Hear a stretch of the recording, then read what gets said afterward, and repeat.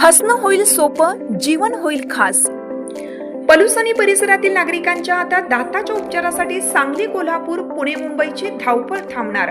पलूस शहरातील एकमेव अत्याधुनिक दातांचा दवाखाना, जिथे single visit root canal treatment सह दातांच्या सर्व समस्यावर खात्रीशीर उपचार।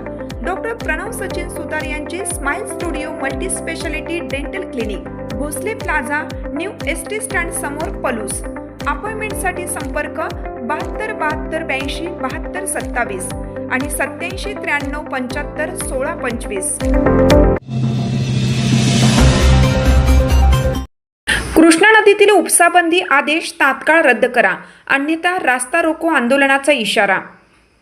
कृष्णा नदीवरील लागू करण्यात आलेला उपसाबंदी आदेश तात्काळ रद्द करण्यात यावा, अन्यथा शेतकऱ्यांना रास्ता रोको आंदोलन करण्याशिवाय पर्याय उरणार नाही, असा इशारा सांगली जिल्हा सहकारी पाणीपुरवठा संस्थेच्या सहकारी संघ यांच्या वतीने देण्यात आला आहे। या संदर्भात सांगली पाटबंधारे मंडळाचे अधीक्षक अभियंता चंद्रशेखर पाटोळे यांना निवेदन सादर करण्यात आलं।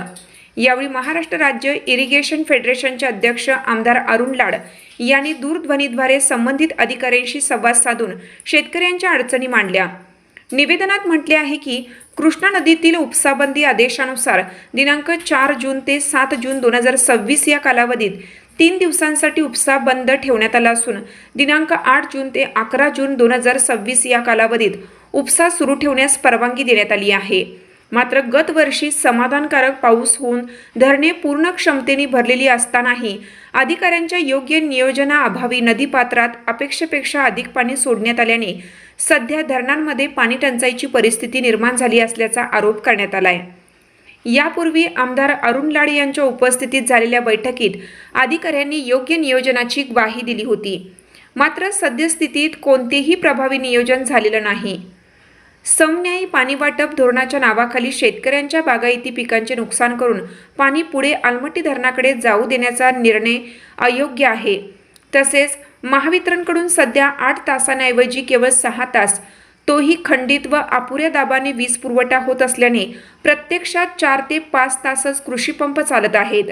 त्यामुळे नैसर्गिकरित्या पाण्याची बचत होत असताना स्वतंत्र आदेशाद्वारे उपसाबंदी लागू करणे चुकीचे आहे।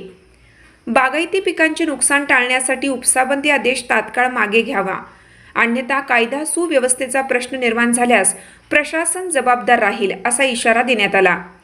चर्चेअंती येत्या शुक्रवारी रात्रीपर्यंत उपसाबंदी आदेश उठवण्याबाबत सकारात्मक निर्णय घेतला जाईल, अशी ग्वाही संबंधित अधिकाऱ्यांनी दिली।